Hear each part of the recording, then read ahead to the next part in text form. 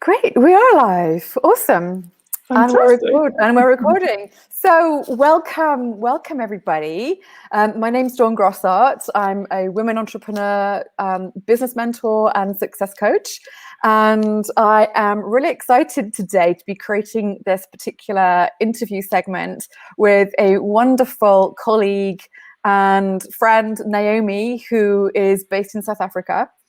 And her and I have had a couple of interesting conversations recently about women entrepreneurial, the journey of being a women entrepreneur, and some of the challenges that come up, especially in these current times that we're living in today.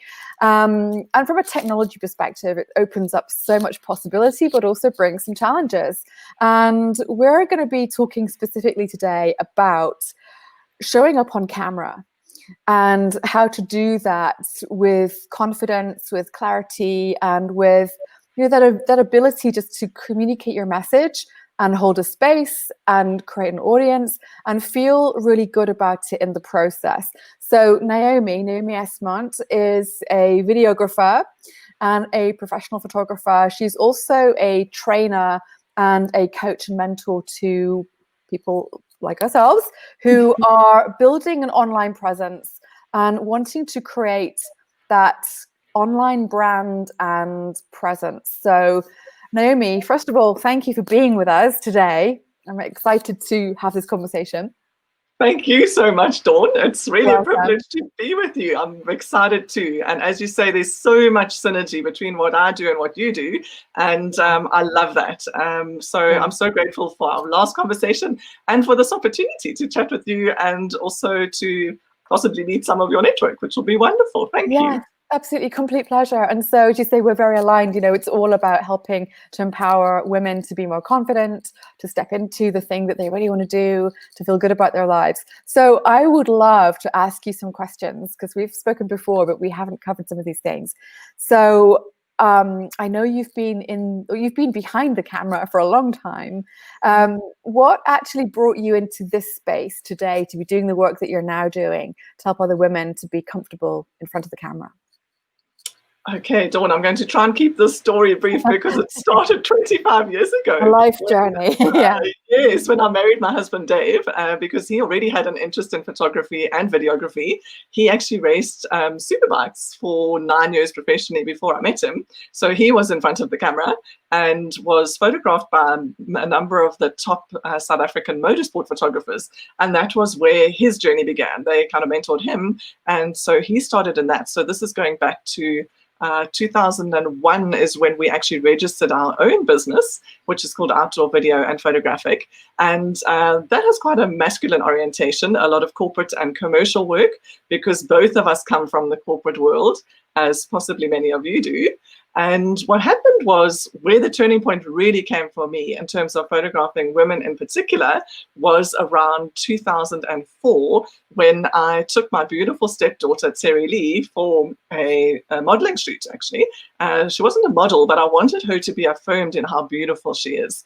So she was 18 at the time. And that was an experience that I hadn't had because I grew up with a severe squint. So I had my two options for interacting with the world were really to look freaky with my squint or geeky with my ugly glasses, because back in the 60s and 70s, there was no such thing as fashion eyewear for kids. So I had a huge hang up about it and I hated the camera. And then I only was able to get contact lenses when I was 18, but it still took me a long time to really come to terms with my looks and to do with being on camera. And then I learned to control it. So that's why you don't see me squinting now. But I fully understand any of you who may have issues with showing up on camera. And then what happened is we developed our business alongside our corporate career. But another turning point began. So with Terry Lee, I took her for the shoot and we realized we could do just as good a job ourselves, actually, in a studio that we had just built because we needed more space. And so that was back in 2004. And we just had a ball. We hung up a white sheet, used 2 studio lights, and just played with everything from hairstyles, makeup, backdrops, poses, props, the whole lot. And then from there, it just ignited my passion for photographing women, and the filming side came in a bit later. So I then studied mastering light, portraiture, fashion and glamour photography, and developed our studio. The video side actually began in the the African bushveld in Botswana. In fact, Dave and I did a number of self-drive safaris, taking everything we needed and camping out in between the lions and the leopards and the ellies. And we were filming these trips. And it was so remote that we were very often just the two of us alone. And if we wanted any commentary, then we needed to film each other. And I absolutely hated being on video initially. I cringed every time I saw myself. But then I realized pretty quickly that you just have to be yourself or you're not going to come across well. So that began there. And then, I was filming more and more people. And as sort of Terry Lee, actually, as she grew up, she became an interior decorator, started her own business.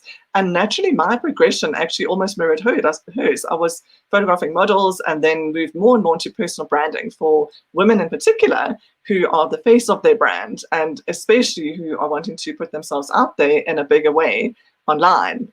And there was a trigger that happened with that, Anne, which was around the end of 2015. I was paging through a women's magazine. I believe it was Women and Home, back when we still had our women's magazines before COVID actually closed so much down.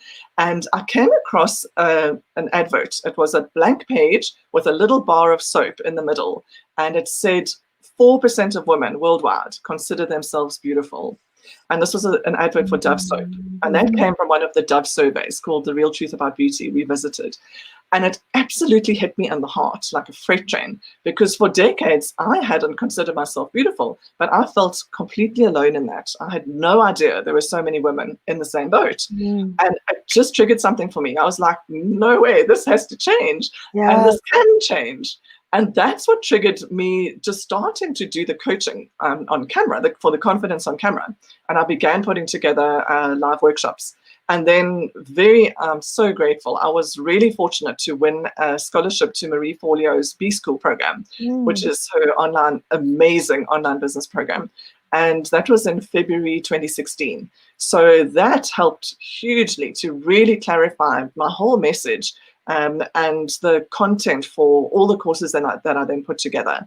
So I then started my own business really based on personal branding for women, entrepreneurs in particular, also business professionals, and then also with the coaching, and took all of that experience from 15, 16 years and put that together into the online courses, which are filmed. So on video, I actually created that as a book because I actually have done a lot of writing too.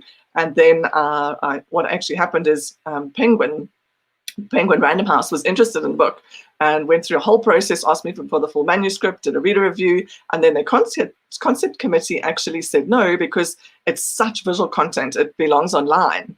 So that was the trigger for me to then take my whole manuscript and reverse that back into scripts for the videos. So it was quite a process, and along that time, I was doing workshops just to test the content, and then adding wonderful inspiration from some of my mentors, and getting permissions for that, including beautiful shoots from my clients as samples. So yeah, quite a process, but absolutely my heart space, and I was so driven to do this because once you have a message inside you that wants to come out, you can't hold it back. So true. And thank you so much for sharing that, Naomi, because what you share, I know that for most women who are conducting their business or starting their business now, there is a whole life journey that brings them to this point, which often involves a vision and a struggle, and then overcoming that struggle. And thank you for sharing what you did about the feeling confident in your skin and who you are and accepting yourself, because although I wasn't familiar with the number, I know so many people who really avoid the camera because they don't like how they look. They haven't accepted how they appear on screen. And I know that for many people, myself included, because that's been a big part of my invisibility, is accepting how I look. That's the thing that can actually stop us from being the power and the message that can help other people. So I'd love to ask you a bit more about that. So in the work that you do, and going more deeply into accepting yourself as how you look on camera, what would be some of the things that you would say women have said to you in the past about what keeps them off camera, and how do you help them overcome that? Okay, sure. There's such a range, Dawn. So the first one that pops to mind is weight, actually. So many women will postpone their shoots and postpone them and say, no, no, no, when I lose weight, or, when I do this, when I do that. Very, very often they'll come for a shoot just because they have to get photos for their website, for example. And very seldom to spoil themselves, to just really enjoy the expression of their beauty. I think we are not conditioned to tell you the honest truth, Dawn. I think many women deep inside know they're beautiful, but they've had such bad experiences of seeing photos and even worse videos of themselves that have just created a really like a resistant relationship with the camera itself. So when they see photos of themselves, they're so disappointed, and they think it doesn't even look like me, not the way I feel I should look, or I feel inside that I do look. And part of the reason is because if you've had, especially as we were a little bit older, we didn't grow up with cell phones. So we didn't have that opportunity to just practice and take selfies like, the younger generation all do. And they're masterful with that. And they've got no inhibitions. But we didn't have that. It was far too expensive to try things on camera. And so one of the other things is, if you haven't had good photos taken of yourself by someone who knows what they're doing in good lighting, you can get dreadful results. Because what cameras do is they can't differentiate light and shade the way that our eyes do. So very often we'll look at a photo, especially if it was taken by a novice or in poor lighting, and we'll look really haggard. And the same with on-screen sessions or video. We can look like really lined, actually, depending on our lighting. So what happens with that is, over time, we have bad experiences, and then we develop this instinctive, pullback and resistance to the camera. And of course, as a result, the camera captures that. So then we look really awkward because we feel really awkward. So, but this can change actually pretty quickly. And the best way to do that is to just play. Give yourself permission to make mistakes. So just try. We've all got cell phones. We can all do this and also laptops. So the same with on-screen sessions, the same with video, and the same with photos. And I'll speak a little bit about equipment just now, but the main thing is, first and foremost, to just get yourself in a position to try things out and allow yourself to be free. So one cool thing to do, and this is something I picked up because I did a lot of modeling portfolios for actors, singers, models going to New York for the International Modeling and Talent Association contest. And what they do is they request at least about 10 completely different expressions. So, everything from happy, sad, frustrated, confident, sexy, a whole range. And if you do that, if you just play on camera, like exaggerating a whole bunch of different expressions, active it'll help you just to break that ice. And also, if you have somebody with you, if you have a friend or a family member, you can also try that. You can also try looking away from the camera. If you don't like to smile on camera, this is a cool little trick, because many women also, believe it or not, there's a very high percentage, I think it's about 52% of women, according to another Dove survey, if I remember correctly, avoid the camera because they don't like their smile. And yet your smile is, that's one of your most powerful tools to connect with people. So if you struggle with that, one of the things you can do is to pretend there's someone next to you or have someone there, look away from the camera, laugh as if you're sharing like a big private joke with them, and then turn back to the camera. And as you do that, your smile will just settle into its natural position, because you don't want to have too much of a smile. But that's just one of the little tricks. Yes, I love that. And everything that you're speaking to, there's a few things that spin out as next questions, but I'm going to go here because what you're talking about really is accepting ourselves. It's a deeper concept, really, of not just what we look like on the outside, but really appreciating who we are on the inside. And, you know, as whether it's men or women, you know, all of us, I'm sure, as human beings, you know, we're not used to seeing ourselves because obviously, you know, we're looking outwards. And when we do see ourselves in the mirror, and what you see in the mirror and what you see on screen is not the same. And so when you see yourself on camera, you think, wow, that looks different. That's not how I see myself. And it can be, it's such an infrequent thing to see that we struggle sometimes to go, wow, you know, I'm good with that. I'm comfortable with that. Yes. How do you help people mentally approach, or do you help people mentally approach that? Like, how do I stop judging myself on screen? That's really what it is. Yeah, so the best way is to get on screen and actually start seeing yourself. And this applies just as much with video.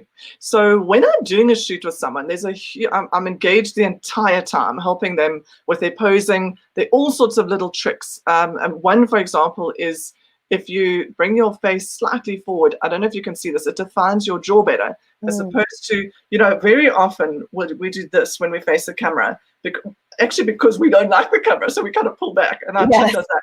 So that's one tiny little thing, or even if you pull your shoulders back, it just defines your jaw, and it makes such a difference. So I'm doing these things all the time, and while I'm doing a shoot in the studio, what I do is I connect the camera with a big screen. So every time I take a photo, it comes up straight away on the screen, so that my ladies can see immediately how they look.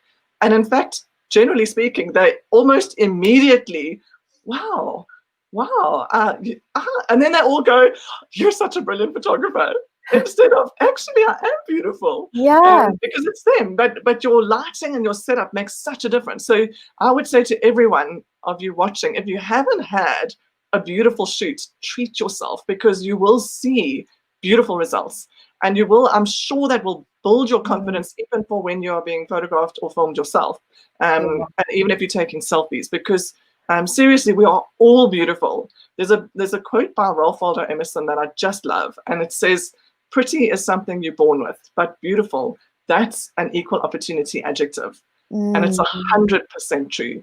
And every woman I've ever photographed is beautiful. Yeah. Absolutely beautiful. We all have that radiance inside when we let it out. That's all we need to do, is let it out. Yeah.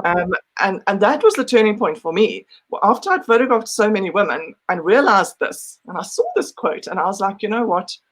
I need to start accepting that I'm beautiful, because I was not in that place at all.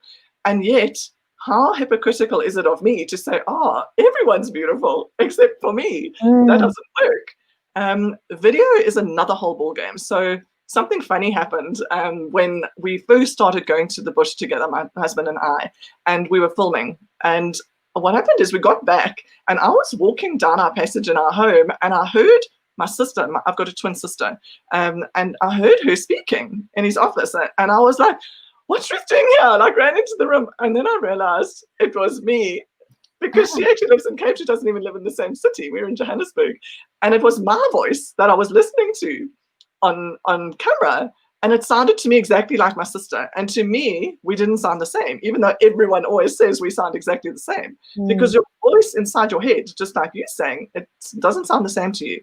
So you really need to get used to how you look and also how you sound. And this can happen quite quickly, but you need to just give yourself that opportunity.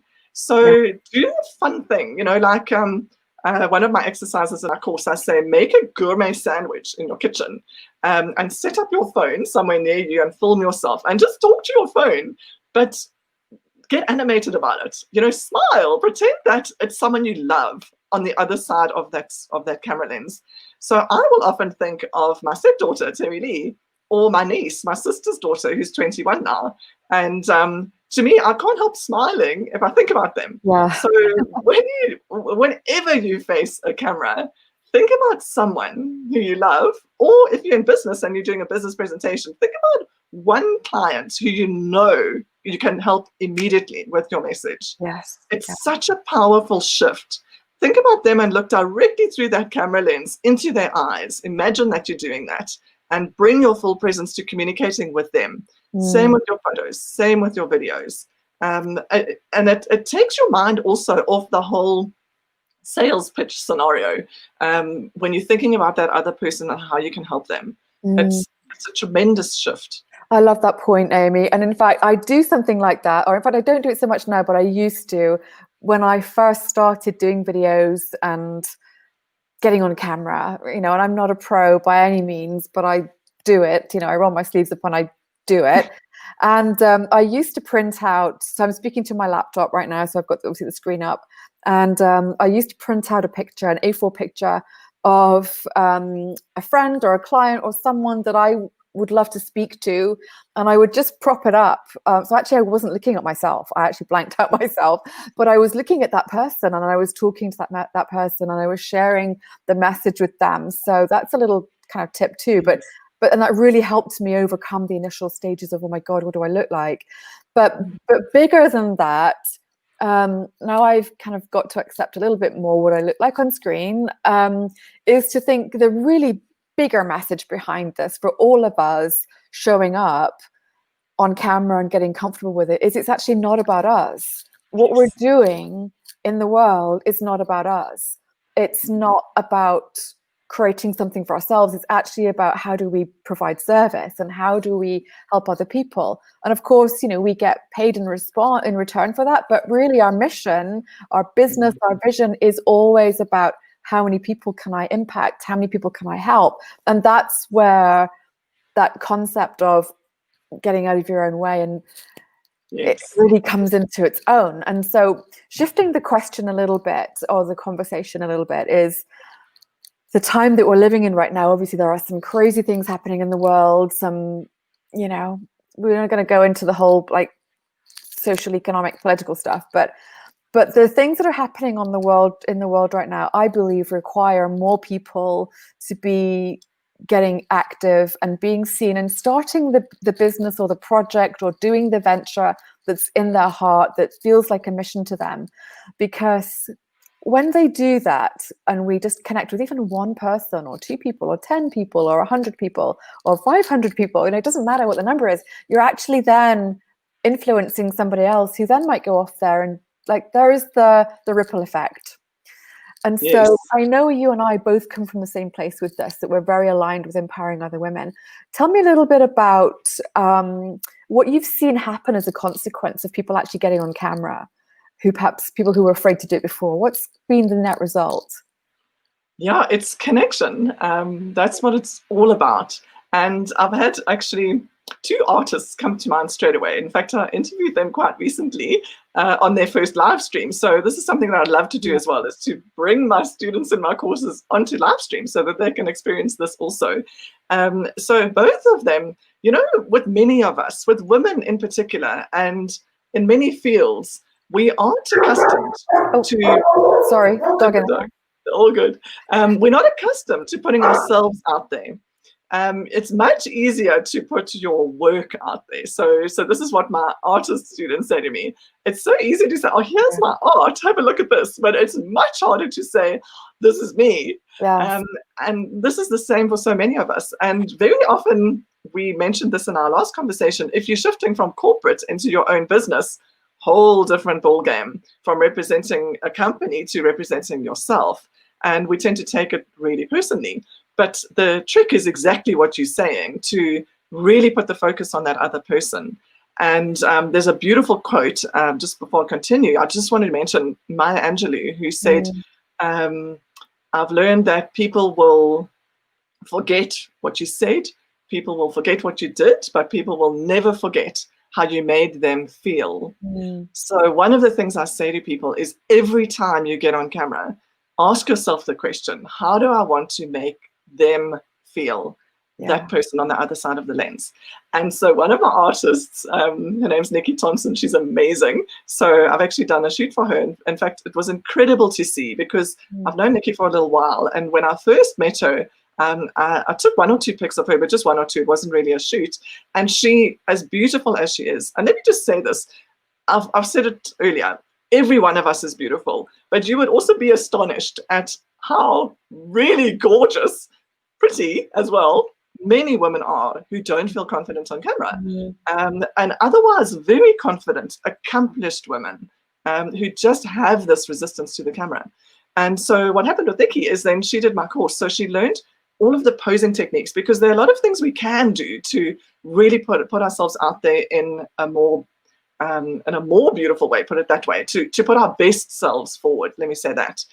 So there are skills that we can learn, and there is value in that, for the way that we feel and the way that everybody else perceives us. And that the rollout from there is, obviously positioning your brand as premium. So there's huge value. And what happened with her is she did the course, and then I went for another shoot with her, and she just put everything into practice. It was like photographing a seasoned model at her studio. I was astonished, and I kept saying to her, wow, this is incredible, Nikki. And she knew, and she had thought about what she wanted her students to feel. So she infused that fun and that vibrance into those photos. The other thing that really helps you is to do research online. So look on Instagram, look on Pinterest, and see what really resonates with you, what lights you up. And those things can give you ideas for your own shoots. And many of my clients have done this too. The other thing is to, like I said earlier, to just do it. So another beautiful artist student of mine who recently did my course, she's in Brussels, her name is Isidore, and she teaches, Nikki actually also teaches. So Isidore teaches acrylic pouring, and Nikki teaches painting. And so what Isidore, she was a complete self-confessed introvert. So she had never appeared on video. And they're both gorgeous, and with so much personality.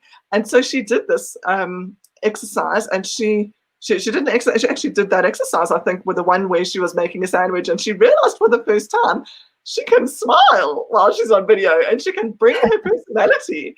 And then straight away, I mean, like the next day, I think she put her first Instagram video up on Instagram, and she got wonderful responses. Amazing. Yes, and then Nikki went on and did her first online webinar. It just opens so many doors, especially now with COVID. So both of them as art teachers, they needed to do this. They needed to bring their art teaching online. Well, Isidore's is still in person, and Nikki's bringing hers, and it's a process. It's a process because of tech as well. Tech can hold you back. Yeah, no, brilliant, and nicely taking us in the direction of, well, firstly, accepting yourself and really appreciating that it helps to not criticize yourself. It helps to accept yourself, to get in front of the camera, but then to make it really about who you're serving in the process. And then to connect the dots and go, okay, so how do I make this a commitment to myself to show up regularly, to have people know me, to build that presence, to then evolve how I want to be seen and how I kind of keep elevating that. And I think now these days we're kind of in a situation where we're not, we're home based right now. How we then utilize, well, how we turn the limitations, if you like, into a situation that can support us. So if you were needing to create some content and you were based at home, maybe let's say you had limited access to equipment, but you had to create, let's say, a short video. How would you suggest someone got started? So what would be the basic equipment, and what would be, let's say, a couple of top tips for checking out lighting or background or things like that could just help someone compose a decent, Okay. So we're in my living room right now, and I've got lots of light in here. The light in my office is horrendous, but because it's too bright. What should people look out for? Okay, brilliant. So there's a couple of things, and the very first thing, but so that I don't forget it, is bring your personality. So we really don't want stiff formal things, and that's it's just something to give you the freedom to say, you know what.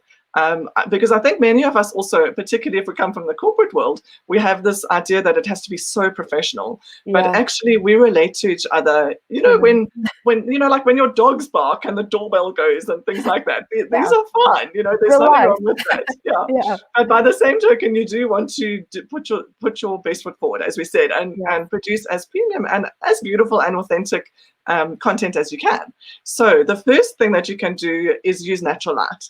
And it's beautiful and it's free. I call it God's own lighting. So with that, whatever room you walk into, and get used to walking around your home and seeing at different times of day how the light is falling.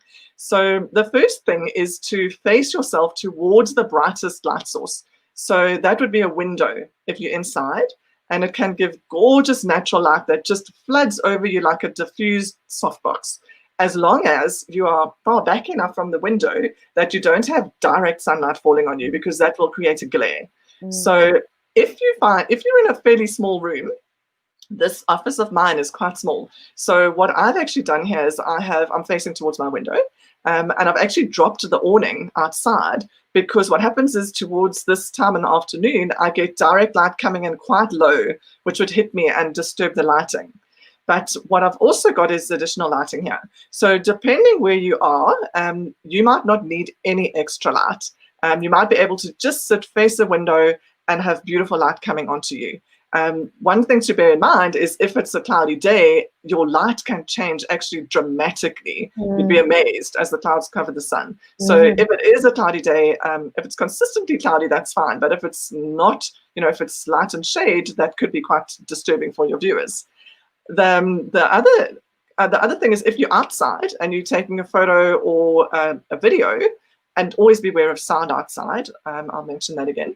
Then what you want to do is you want to stand just inside the edge of some shade facing towards the sun. So you don't want to be screwing up your eyes in direct sunlight, and also direct sunlight will create harsh shadows. So you want to be just inside the edge of some shade facing towards the sun, and you'll get this beautiful flood again of diffused light onto you.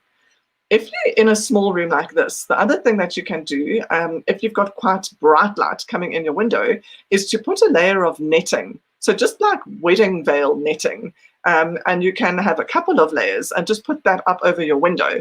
And that can make a huge difference, also just to diffuse the light for you. Then what I would say so there are two things. There's the lighting and the audio. And lighting can literally make the difference from you looking haggard and lined to young and unlined. And one of the most beautiful bits of equipment is a ring light. So I'm going to show you mine, and I'll show you the effect of it. It doesn't have to be expensive. What I've actually got here is I've got my ring light set up on one side of me towards the front and slightly to the side, because the other thing to think of when you are filming yourself with your laptop in particular, or your phone, you want your camera to be eye level pretty much to you, so that you're looking into the camera at your viewer, not up or down. So very often you'll see people will put their laptop on their desk, which is actually a bit too low, and then it'll be shooting up and you'll see a whole lot of ceiling behind you, and it's not a flattering angle on your body.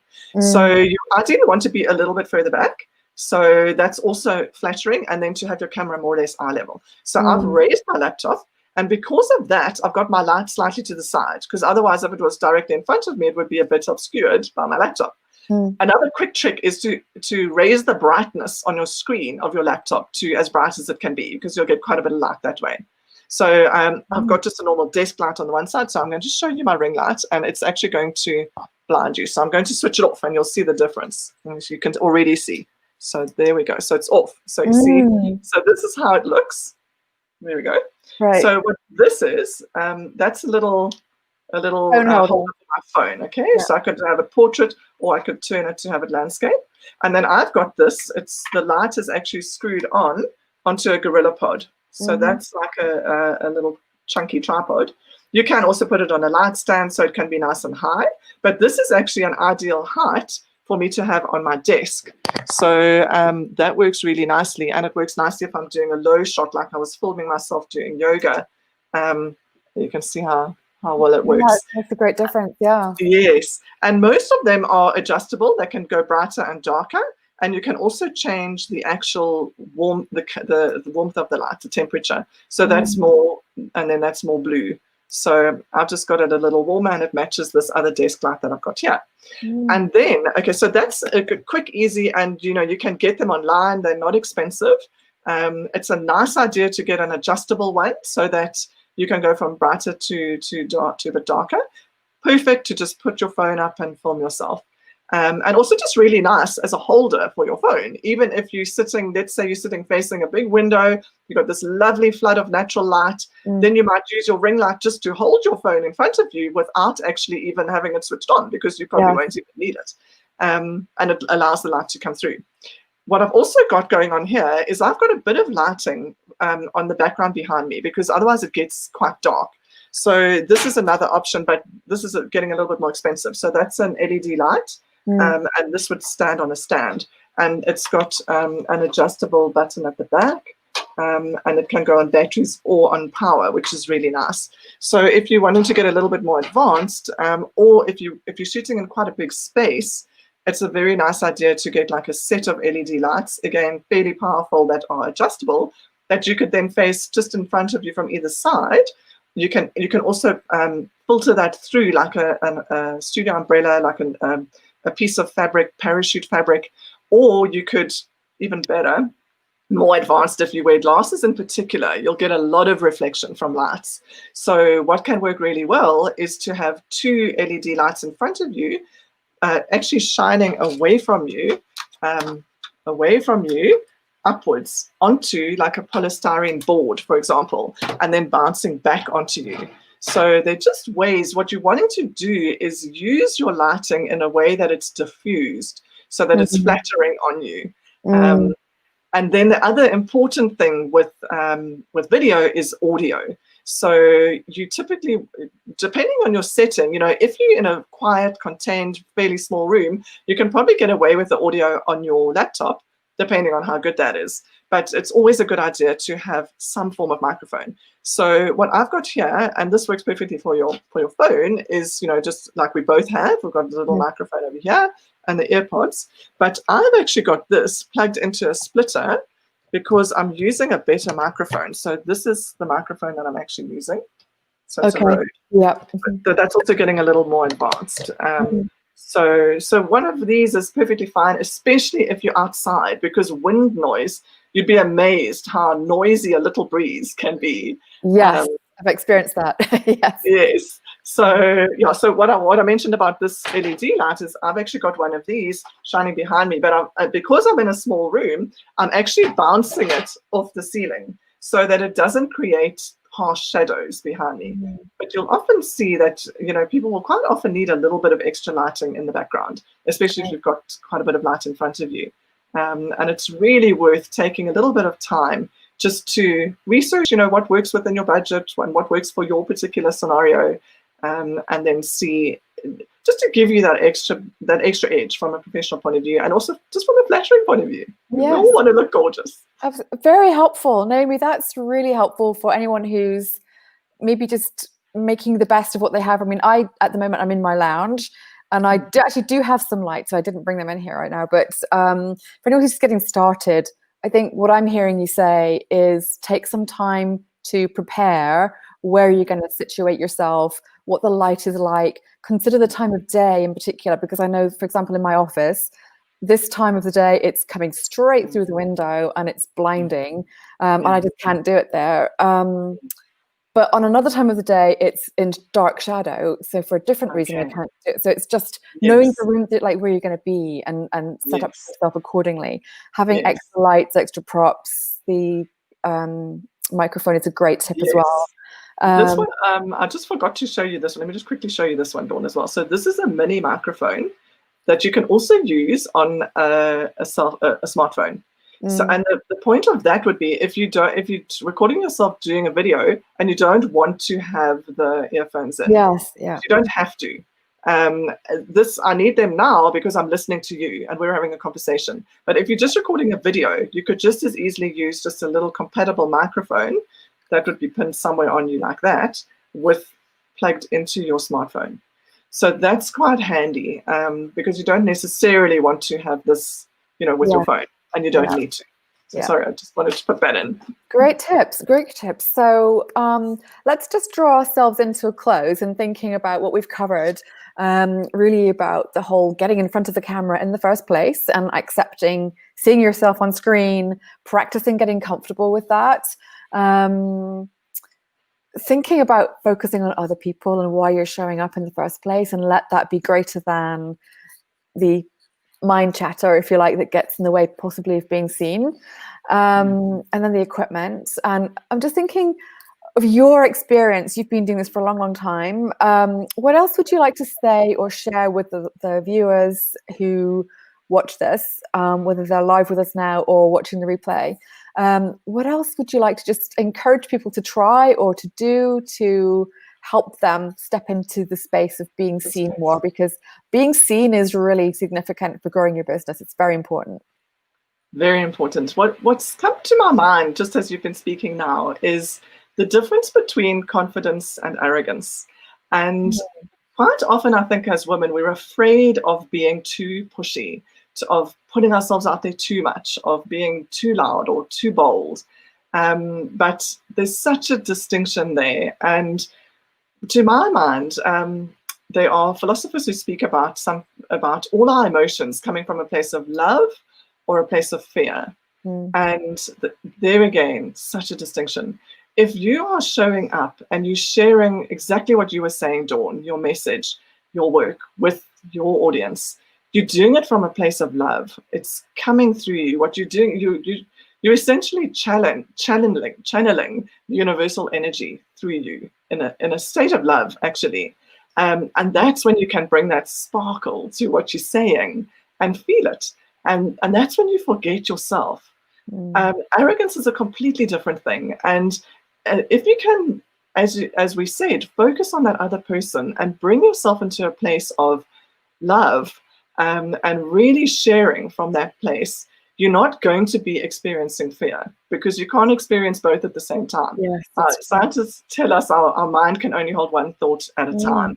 And if you keep focused on that, you will not falter.